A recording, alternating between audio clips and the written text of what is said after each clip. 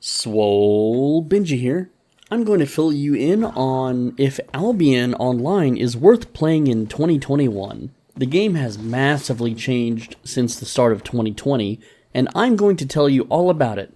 Let's get started. I want to start with PvP. 1 year ago, the game had a major focus on world PvP. If you wanted to do anything, you had to go out into the world to do dungeons and farm for resources. Well, that's changed. With the Corrupted Dungeons patch, most people fame farm in an instanced dungeon that only allows 1 versus 1 fights. Furthermore, the roads of Avalon have made gatherers in big guilds that control these roads have a major advantage over those that don't. The roads have a massive surplus of resources and mobs that can be farmed for a very large amount of resources in a short amount of time. So instead of going to the red and black zones, players now just fame farm by themselves in an infinitely repeatable dungeon that they can run over and over again without ever leaving or being in danger of more than 1 player at a time. And gatherers chill in private Discord guild communities cut off from the rest of the game. A patch planned for later this year will change the way faction PvP works. Currently, if you faction flag, you get major rewards with the risk of being vulnerable to death in blue and yellow zones. With the plan changes, faction flagging will no longer put you in danger of losing your gear in blue and yellows.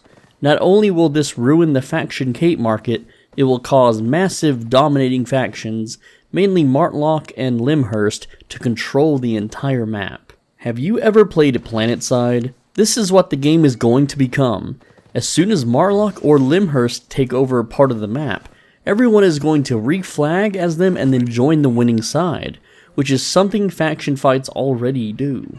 What about Crystal League? Well, over the past year, the leagues have been nothing but win trading and mount selling. Basically, groups take a large sum of silver to win X amount of Crystal Leagues so everyone in the guild receives a combat mount. This has been ongoing for most of 2020, and it won't stop in 2021. If anything, the new rewards make it one of the best fame farms in the game, as it now gives tomes as well, which will segregate players even more from venturing out into the world as the original game developers intended. To sum up PvP, this game is less of an open world full loot PvP fantasy game and more of a Zerg vs Zerg arcade combat PvP PlanetSide with medieval weapons and magic. Now let's talk about moderation. This game used to be renowned for its freedom of speech. Many people quit playing Blizzard games over being censored and muted over minor banter. This game used to allow you to say very naughty things in the chat as long as it wasn't American politics based. 1 year ago, you could say some nasty phrases and the game masters would banter right back at you. This has changed massively. Well, only for English speakers. Other languages in the game are free to say anything they want without any punishment. The chats are constantly crawling with mods and game masters, which for this video we will refer to them as Jannies, or janitors. If you say any vulgar words, any aggressive sentence, or any descriptive words, a Janny will anonymously flash a warning on your screen that you're being toxic or you're being aggressive. If you decide to talk about the warning you got on screen in the English chat, you will be muted for 2 days for talking about moderator decisions. If you email support or even call them up in real life, they will never, ever tell you what it is that you said to get muted. They will never answer or even suggest words that you said that it enabled your mute. I have plenty of accounts and have tested the waters. I've been muted for saying the following: mud, hot dog, soup, noodles, hamburger, Rottweiler, Chad, them. Yes, the word them and they was apparently aggressive. These words are literally preschooler words used in a joking or harmless manner. But guess what? Remember when I said other languages were immune to this? I switched to German and said some very interesting German words for hours in the chat in front of game masters active in the chat, and I was warned once for not speaking English. So what this causes, and what actually happens in the game, is the majority of people that use the English channel for Turkish and Pinoy or Filipino groups and banter.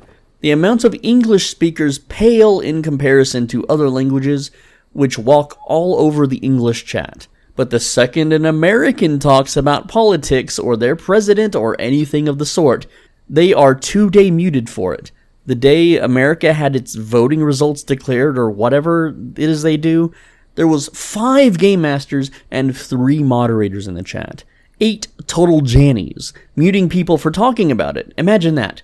No other game moderates or punishes chat in this regard.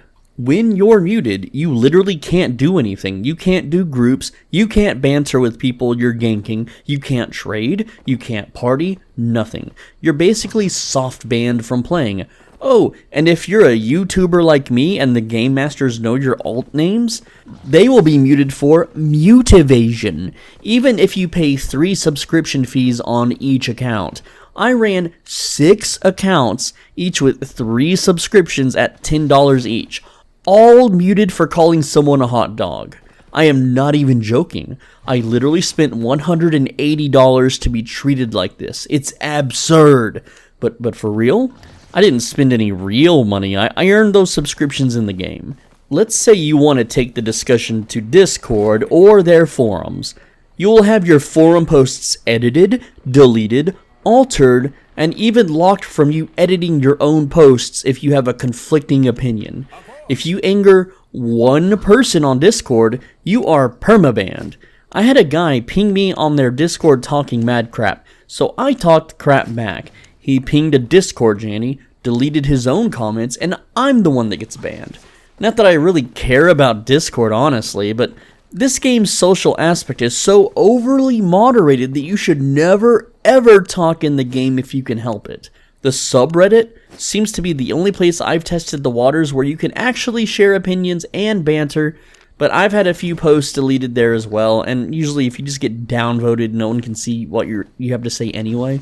I guarantee that SBI or Stillfront, or whoever runs the game, won't like this video and will try to get it removed, rather than fix the actual problems of their game. Now I want to talk about the upper class of people in this game. In Albion, players are not equal. There is a special class of Albion player. These are known as members of the Round Table. This isn't a guild or a group of friends. These players are handpicked by developers where they have inner circle secret discussions with the game.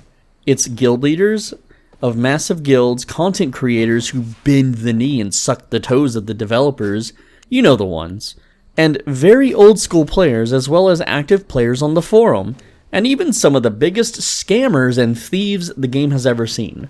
Sounds cool, right? Wrong. These inner circle gamers get access to insider information long before anyone else and bend the markets to these changes. Anyone that tries to expose them on the forums or the subreddit gets deleted and banned. Most of these players have been exposed to real money trading with no punishment at all. These players also get special camera controls to help film videos, Game Master commands to spectate other players to film Zerg fights and live streams, and special tags in chat to advertise their dead Twitch channel. But that's not all. There's another class of privileged gamer, and that is users of private APIs.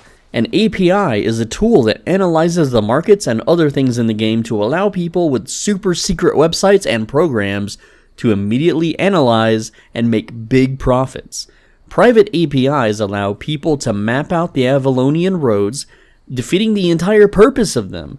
They allow people to see when to craft a certain item to flip it, when to bring goods to the black market for massive profits without ever manually doing the work, as well as when to buy out certain items to salvage. APIs can help guilds manage their armies and regears, but they put us regular gamers at a severe, massive disadvantage, and make us lower class citizens as we can never compete economically with these programs. The worst part is that SBI, or Stillfront, or whatever we're calling them now, allows this openly. And now there's another privilege we need to talk about: guilds. If you are in one of the major guilds, you have a major advantage over someone who chooses to live a more free life. By being a slave of a major guild, you can almost free farm roads, tier 8 areas, and other controlled zones with almost no risk from solo players. You can also utilize black zone crafting for maximum return rates and associate discounts in major towns. The downside is that you're expected to fight for your guild, and all of the grinding you do earns the guild master challenge points for siphoned energy. Many people are forced to make this trade-off and deal with the abuse from guilds just to be in line with everyone else. Basically, you're at a major disadvantage trying to play this game in 2021 if you aren't a knee-bending content creator. I sure as hell am not. If you aren't in private discords using APIs or bots or hacks, which I'll cover in a bit, in a massive Zerg guild being screamed at for using the wrong passive or the non-meta item in a fight, you're going to have a very bad time. Speaking about hacks, a year ago this game was very good at eliminating botters. You could report a bot, and a game master would take care of it in minutes, hours at the worst. Now, bots take weeks or even months before they're banned. Bots have gone out of control. Bots that clear dungeons, bots that clear the tutorial zone and collect 3-day premiums to be focus farmers, bots that fish, bots that gather, etc. Get this. There are even beggar bots that sit in town collecting money. There are scout bots stationed outside each town that automatically send messages to you in Discord if someone faction flags up to a certain threshold of loot, and other bots scattered around safe zones that will report on their movements. Now, at some point, a group of Redditors formed a bot busting group where they went around bullying bots. SBI's Jannings came into the Discord, assumed power, and then advised us not to do it anymore and to just report them instead, and also started kicking active bots, the bot hunters, out. It's very suspicious. The Discord owner was eventually threatened, as most in real life bot mafias do. I have a video on my channel of the same thing happening over World of Warcraft bots, and the bot busting community just vanished overnight. Hacking in this game is no joke. There are hacks to have infinite cooldowns, speed hacks, hacks that auto combat log you out, hacks that one-shot the enemy player, hacks that give the player a radar and insane awareness of every resource node and player in the area, as well as a packet sniffing hack that players can use deep inside of dungeons to see if you're running them or not. You can go to the official forums hack reporting section and see all of the threads. You can add these hacker names to grant access to a chest on your island. Just don't give them access to the island, obviously. And when they get banned, they become a deleted character. I've added names to this hacker chest, and it's taken months for them to become deleted.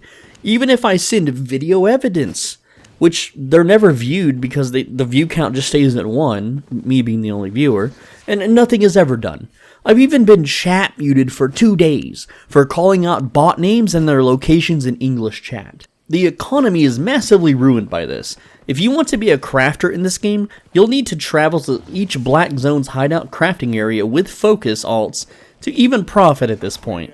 Dungeon loot is based on the black market as well, and due to the Avalonian roads and corrupt dungeons being free farmed without anyone to stop them, dungeon loot is mostly dried up. Starting in 2021 will be extremely rough for new players. The price of gold, which is used to buy premium, has shot up massively, as well as it's continuing to rise. People are exploiting referral rewards to have infinite sources of income.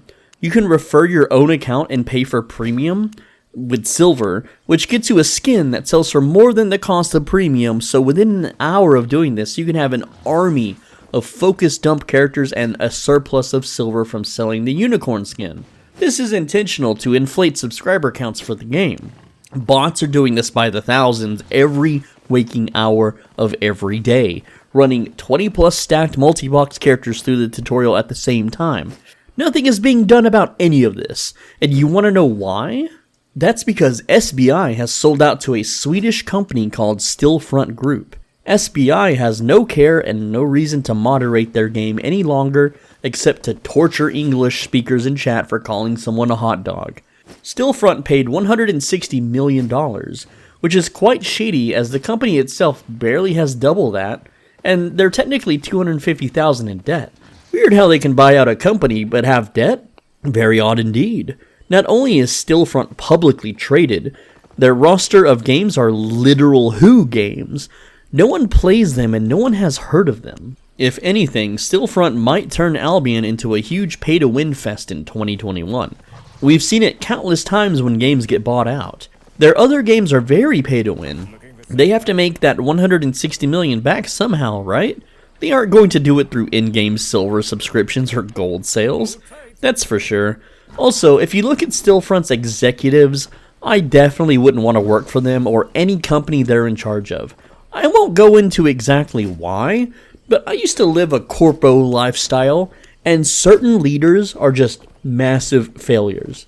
I won't go into reasons here, but you can ask me on Discord if you're interested. That about wraps it up. So, is Albion Online worth playing in 2021? Nope, not at all. As always, be a pro and stay swole. Return your shopping carts, and I'll see you in the next one.